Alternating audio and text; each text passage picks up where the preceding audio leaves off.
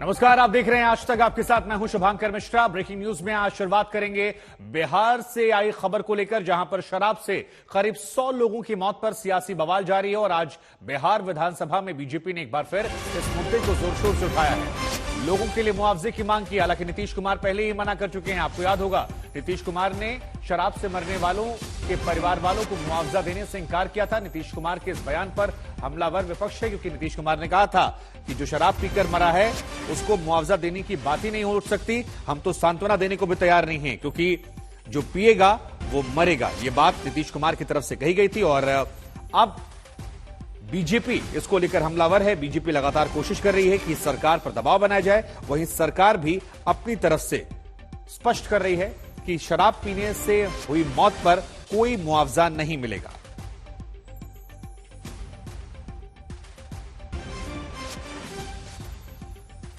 तो बड़ी खबर, बड़ी जानकारी एक बार आपको फिर दे दें। बिहार विधानसभा में हंगामा देखने को मिला है और यह हंगामा इसलिए क्योंकि पीड़ितों के लिए मुआवजे की मांग बीजेपी कर रही है। 100 के आसपास लोग बताए जा रहे हैं जिनकी मौत हुई है जहरीली शराब पीने से। इतने लोग मर गए, 100 से ज्यादा लोगों की मौत हो चुकी है। सरकार आंकड़ों को छिपा रही है। पुलिस घर घर जाकर लोगों को धमकी दे रही है कि पोस्टमार्टम कराओगे तो जेल चले जाओगे। तो लोग डर के मारे दूसरे घाटों पर जाकर अपने शवों को जला रहे हैं। तो आपने एक ऐसा माहौल पैदा कर दिया कि लोग मरने के लिए बाध्य हो रहे हैं। और मुख्यमंत्री कह रहे हैं जो पिएगा वो मरेगा। अरे भाई, आपके यहाँ शराबबंदी है, पीने का जुर्म है, सजा है, कुछ पेनल्टी लगेगी, कुछ दिन जेल जाएगा, लेकिन मरना ये उसका प्रावधान नहीं है। और बिहार के अंदर गोपालगंज में जब 2016 में घटना घटी थी तो इसी मुख्यमंत्री ने, इन्होंने ही 4-4 लाख रुपया पीड़ित परिवारों को दिया था। पूरी पारदर्शिता से काम करती है, खासकर ऐसे संवेदनशील मामलों में जहां जहरीली शराब से इनोसेंट जाने गई हैं। ऐसे में आंकड़े छुपाने का सवाल नहीं होता और सरकार के पास आंकड़े छुपाने के कारण भी नहीं है। जो भी जिन व्यक्तियों के साथ जो ऐसा हुआ, जो घायलों, जो उसमें बाकी पीड़ित व्यक्तियों का इलाज चल रहा है, ऐसे में आंकड़े छुपाने से उनके इलाज प्रभावित हो सकते हैं और आंकड़े छुपाने का सवाल नहीं। और इस मामले में ऐसे चीजें करके भाजपा नेता समाज में सनसनी फैलाना चाहते हैं, समाज के बीच में, और भ्रम की स्थिति कराना चाहते हैं। हम लोग भी दर्जनों विधायक के साथ छपरा के कई प्रखंड के कई गांवों में गया और वहां लोगों ने शिकायत किया कि प्रशासन दबाव में पोस्टमार्टम नहीं कराने का दबाव देकर जलाने के लिए विवश किया है। और ये घटना एक जगह नहीं, कई जगह बताया गया है। और ये सही है कि प्रशासन की भयभीत कर करके लोगों को सबको जला देना, पोस्टमार्टम बिना कराए कि तुम सब परिवार फंस जाओगे, ये कहीं न कहीं गैर मानवीय चेहरा इन लोगों का प्रदर्शित हुआ है। अमानवीय भाव इस तरह का प्रशासन का हो, ये पहली बार देखने को मिला है। तो ये पूरी खबर आपने सुनी, बीजेपी के आरोपों को आपने सुना। इसी खबर पर हमारे साथ हमारे सहयोगी रोहित जुड़ रहे हैं। रोहित, बीजेपी की तरफ से 2 बड़े आरोप लगाए गए। एक ये कि परिवार को डराया समझाया गया कि देखिए फंस जाएगा परिवार, चुपचाप जला दो, यानी संख्या जो है उसे छिपाने की कोशिश की गई। और दूसरा आरोप कि जो सरकार पहले मुआवजा दे रही थी वो अब 100 मृत्यु के आसपास लोगों की होती है तो मुआवजा नहीं देती। कैसे देख रहे हैं सियासत को और कैसे काउंटर कर रही है आरजेडी और जेडीयू इसका? जी देखिए, आज बिहार विधानसभा के शीतकालीन सत्र का आखिरी दिन है और आखिरी दिन भी शराब से जो मौतें हुई हैं छपरा में, उसको लेकर जमकर बीजेपी ने बवाल मचाया है और सदन चलने नहीं दे रहे हैं। और बीजेपी लगातार मांग कर रही है कि तकरीबन 100 के आसपास जो लोगों की मौत हुई है जहरीली शराब पीने से, उन सभी को मुआवजा दिया जाए। लेकिन नीतीश कुमार ने पहले ही साफ कर दिया है कि मुआवजे का कोई सवाल ही पैदा नहीं होता है। जबकि बीजेपी ने 2016 का एक घटना का जिक्र किया कि कैसे सरकार ने उस वक्त मुआवजा दिया था शराब से हुई मौतों को लेकर। तो उस वक्त अगर शराब से हुई मौतों को लेकर जब मुआवजा दिया जा सकता है, तो आज क्यों नहीं इन लोगों को मुआवजा दिया जा रहा है जिन्होंने अपनी जान गंवाई है? इसको लेकर बीजेपी लगातार हमलावर है सरकार पर और मुआवजे की बात कर रही है। और दूसरी तरफ आरोप ये भी लगाए जा रहे हैं कि कई परिवार ऐसे हैं जिनको डराया धमकाया गया है प्रशासन और पुलिस के द्वारा कि वो रिपोर्टिंग ना करें या फिर पोस्टमार्टम ना कराया जाए और शवों को अंतिम संस्कार कर दिया जाए, ताकि जो संख्या है मरने वालों की संख्या वो छुपाई जा सके, उसको कम दिखाया जा सके। इस तरीके के भी आरोप बीजेपी की तरफ से लगातार लगाए जा रहे हैं, लेकिन बीजेपी ने इस पूरे मुद्दे को, जो शराब कांड है छपरा को लेकर, उसको लेकर सरकार के ऊपर जबरदस्त हमलावर दिख रही है।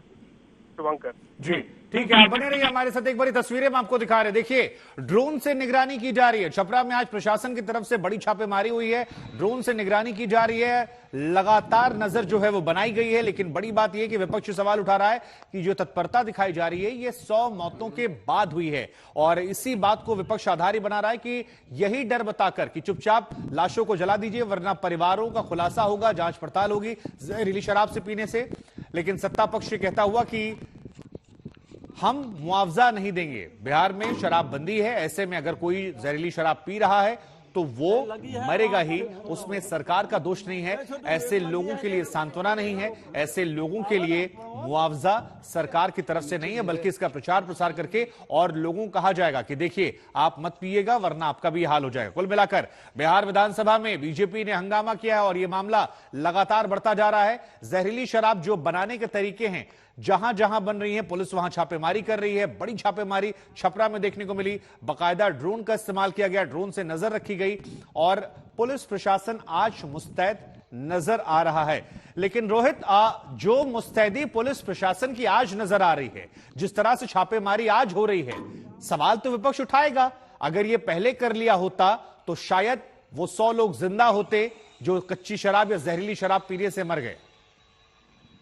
बिल्कुल, देखिए आज जो कार्रवाई जमीन पर दिख रही है, ये अगर पहले हुआ होता तो जाहिर सी बात है कि वो जो अवैध ऐसे ठिकाने हैं जहां पर अवैध शराब बनाया जाता था, दियर के इलाकों में, गंगा किनारे, तो उन सब पर अगर कार्रवाई की जाती, वहां पर पहले ही ऑपरेशन चलाया जाता तो उन सबको ये जहरीली शराब की फैक्ट्रियों को नष्ट किया जा सकता था।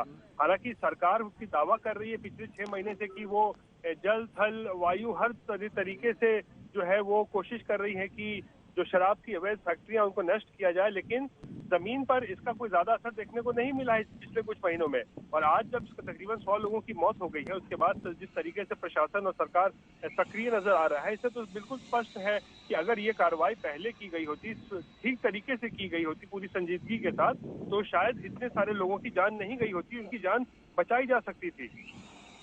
जी ठीक है, आपका बहुत बहुत शुक्रिया तमाम जानकारी के लिए। तस्वीरें लगातार हम दिखा रहे हैं। छपरा में प्रशासन की बड़ी छापेमारी, उधर विधानसभा में जबरदस्त तरीके से सियासत, और सियासत के बीच में हंगामा जो है वो बरपा हुआ है। बिहार में पटना से लेकर दिल्ली तक गूंज दिखाई पड़ रही है, छपरा में छापेमारी चल रही है, लेकिन इन सब के बीच में वो 100 लोग जिनकी मृत्यु हो गई, उनको मुआवजा देने को लेकर सत्ता पक्ष और विपक्ष में तकरार बनी हुई है। 3 तस्वीरें आपकी टीवी स्क्रीन पर। पहली तस्वीर ड्रोन से कैसे निगरानी रखी जा रही है, दूसरी तस्वीर की बात करेंगे शराब के अड्डों पर बड़ी छापेमारी हुई है, और तीसरी तस्वीर ठिकानों पर पुलिस की रेड जो है वो भी देखने को मिली है। तो तीनों तस्वीरें अपने आप में अहम हो जाती हैं, और यहां पर हम आपको दिखा रहे हैं किस तरह से ठिकानों पर रेड हुई है, छापेमारी, शराब के अड्डों पर यह छापेमारी, और अपने आप में महत्वपूर्ण खबर। 3 तस्वीरें आपकी टीवी स्क्रीन पर। इस तरफ आ गए।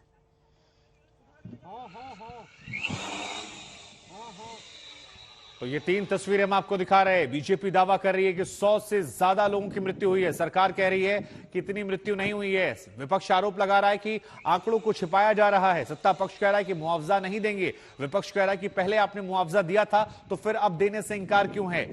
सत्ता पक्ष कह रहा है कि हमने कहा था कि गलत तरीके से शराब पियोगे तो मृत्यु हो जाएगी, इसके लिए जिम्मेदार सरकार नहीं है, और ऐसे लोगों के लिए संवेदना या मुआवजा नहीं है, बल्कि एक संदेश है बाकी लोगों के लिए कि आप भी अगर ऐसे जहरीली शराब, कच्ची शराब या अवैध तरीके से बनी चीज पिएंगे तो आपकी मृत्यु हो सकती है।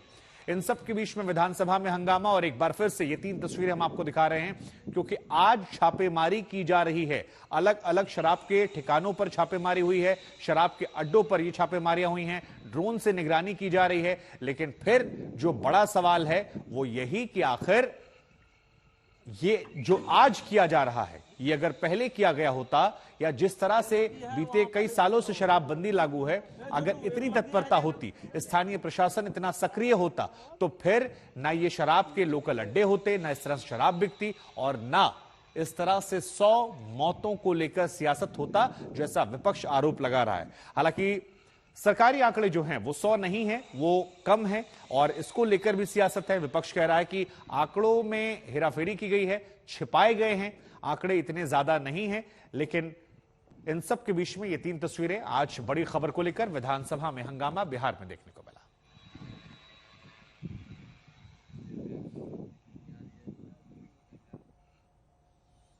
और अब बात करते हैं भारत चीन झड़प को लेकर राज्यसभा में हंगामे की। दरअसल राज्यसभा में नेता विपक्ष मल्लिकार्जुन खड़गे ने आज फिर इस मसले पर चर्चा की मांग की। सभापति ने जब नियमों का हवाला दिया तो फिर चीन एलएसी पर अतिक्रमण पुल बना रहा है, ये कहा गया कि घर, दुकानें, कारखाने सब कुछ बन रहे हैं। ये बेहद महत्वपूर्ण मुद्दा है, अगर इस पर चर्चा नहीं करेंगे तो फिर किस विषय पर चर्चा होगी। खड़गे ने कहा कि सभापति के पास ये शक्ति है कि नियमों को सस्पेंड कर महत्वपूर्ण मुद्दों पर चर्चा करवाएं। खड़गे के इस बयान पर केंद्रीय मंत्री पीयूष गोयल ने तीखी आपत्ति दर्ज करवाई। कहा कि खड़गे बेबुनियाद मुद्दे उठाकर समय दुरुपयोग कर रहे हैं। मुझे कोई पावर नहीं है और आप गलत पॉइंट नोटिस दे रहे हो, ये इस सदन में आया तो बाहर यही जाता है कि कोई मेंबर रूल्स नहीं देखता, कोई किताब नहीं पढ़ता, तो सिर्फ सीधा आता है और कुछ ना कुछ बोल देता है। ये सदन के बाहर चले जाता है और मीडिया में भी वही आता है। आपको रेसिड्यूरी पावर्स है, इसको सस्पेंड करिए रूल्स को। और चाइना ये बहुत बड़ा महत्व का विषय है। और प्लीज नो आज वो वहां पर अतिक्रमण कर रहे हैं लोगों को, हमारी जगह वो अतिक्रमण करके वहां पर पुल बनाए जा रहे हैं, घर बनाए जा रहे हैं, तोफखाने, कारखाने सब बना रहे हैं। तो इसीलिए ये महत्व का मुद्दा है। मदरसा पर बयान की। दरअसल नरोत्तम मिश्रा ने कहा है कि मध्य प्रदेश के मदरसों की पठन सामग्री जो है उसकी जांच जिला कलेक्टर के द्वारा की जाएगी। गृह मंत्री के मुताबिक उनके पास कुछ मदरसों में आपत्तिजनक पढ़ाने की शिकायतें आई हैं। गृह मंत्री का बयान, हाल ही में राज्य बाल संरक्षण आयोग ने कुछ मदरसों का औचक निरीक्षण किया था और ये पाया कि वहां पढ़ाई जा रही कुछ सामग्रियां आपत्तिजनक हैं।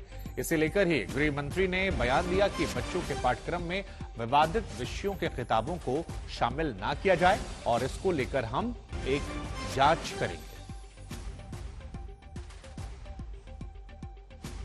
प्रदेश के कुछ मदरसों में आपत्तिजनक पढ़ाने से संबंधित विषय ध्यान में लाया गया है। मैंने भी उसको प्रथम दृष्टया अभी सरसरी निगाह से देखा है।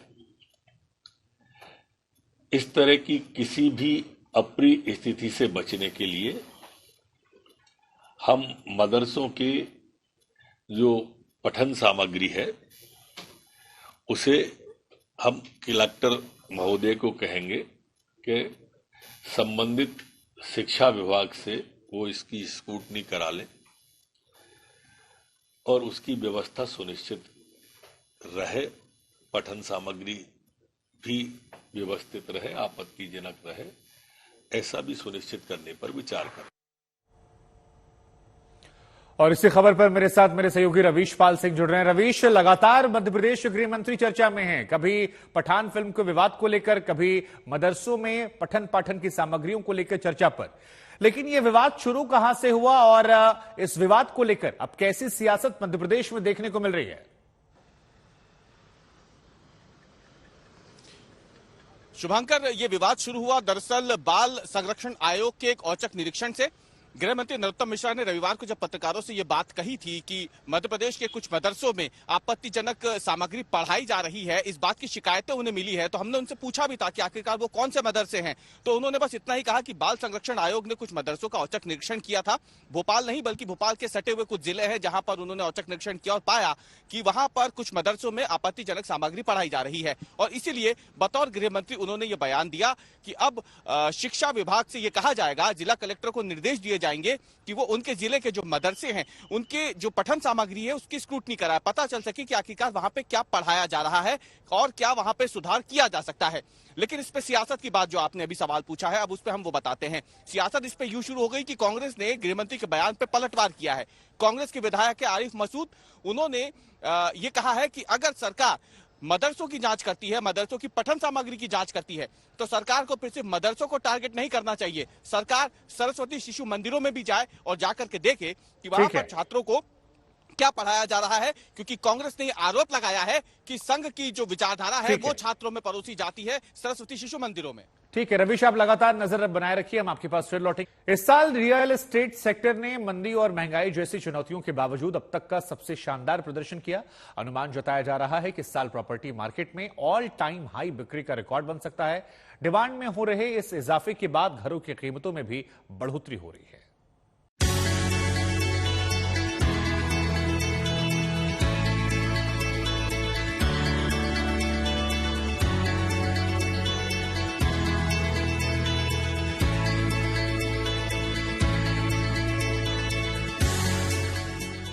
कोरोना के बाद रियल एस्टेट सेक्टर के लिए ये साल शानदार साबित हुआ है।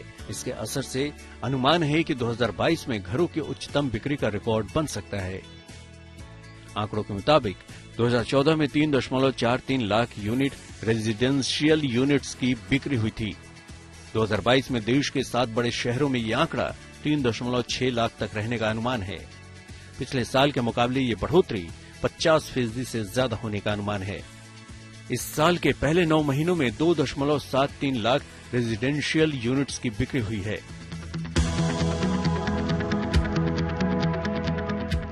साफ है कि इस साल बिक्री के लिहाज से रियल एस्टेट सेक्टर ने दमदार प्रदर्शन किया है। एक रिपोर्ट में दावा किया गया है कि बड़ी रियल एस्टेट कंपनियां 2022-23 में बिक्री में 25% की मजबूत बढ़ोतरी दर्ज करेंगी। वहीं 2023-24 में इन कंपनियों की बिक्री में 10 से 15% का इजाफा होगा। जानकारों का भी मानना है कि रियल एस्टेट ने महंगे होम लोन और महंगाई जैसी चुनौतियों के बावजूद इस साल बढ़ने का हौसला दिखाया है। ना ही सिर्फ घरों की डिमांड वापस बढ़ी पहले की तरह, बट बड़े घरों की डिमांड बढ़ी। लोगों का रुझान जो है वो प्लॉटेड डेवलपमेंट की तरफ भी काफी बढ़ा है। इस साल हर माइक्रो मार्केट में 25% से लेकर 50% की बढ़ोतरी रेटों में देखने को मिली है। अगले साल भी 2023 में मैं देखता हूं कि साल रियल एस्टेट के लिए बहुत अच्छा रहेगा। सेम ट्रेंड कंटिन्यू रहेगा। और सबसे एक जो मेजर ट्रेंड जो रियल एस्टेट में हम देख रहे हैं वो ये है कि जो अनसोल्ड इन्वेंट्री का स्टॉक है, जो काफी सालों से काफी ज्यादा था, वो स्टॉक बहुत कम हो गया। Ready to move in inventory almost हर माइक्रो मार्केट में खत्म हो गई है। Not only the under construction project जिसके लिए बाहर जा रहे हैं। बिक्री में बढ़ोतरी से रियल एस्टेट सेक्टर में बिना बिके घरों की संख्या घटी है और सप्लाई में कमी आई है। फिलहाल अनसोल्ड इन्वेंट्री का स्तर 2.5 साल पर आ गया है। कोरोना से पहले ये 4 साल था। लेकिन इसका एक असर घरों की कीमतों में बढ़ोतरी के तौर पर भी सामने आया है। दरअसल इस साल घरों की कीमतों में 6 से 10% और 2023-24 में घरों के दाम 3 से 5% बढ़ने का अनुमान है। इस बढ़ोतरी की वजह कच्चा माल, लेबर और जमीन की लागत में हुआ भारी इजाफा माना जा रहा है। बीते 2 साल में कई रॉ मटेरियल्स की कीमतों में 100% तक की बढ़ोतरी हुई है। ऐसे में डेवलपर्स के लिए कीमत बढ़ाए बिना प्रोजेक्ट पूरा करना मुमकिन नहीं है, लेकिन डेवलपर्स भी ये मानते हैं कि दाम अभी भी काफी वाजिब है।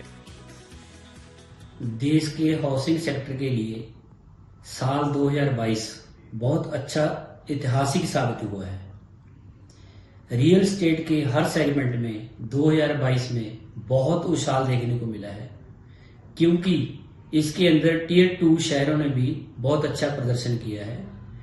टीयर 2 की तरफ मल्टीनेशनल कंपनियों ने अपने ऑफिस खोलने शुरू कर दिए हैं, जिसकी वजह से वहां पे हाउसिंग और रेंटल ऑफिस में बहुत उछाल आया है।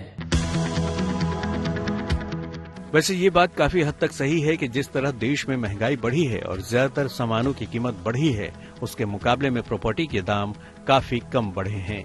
आदित्य के राणा, आज तक। आज तक HD, सबसे तेज, सबसे ज्यादा।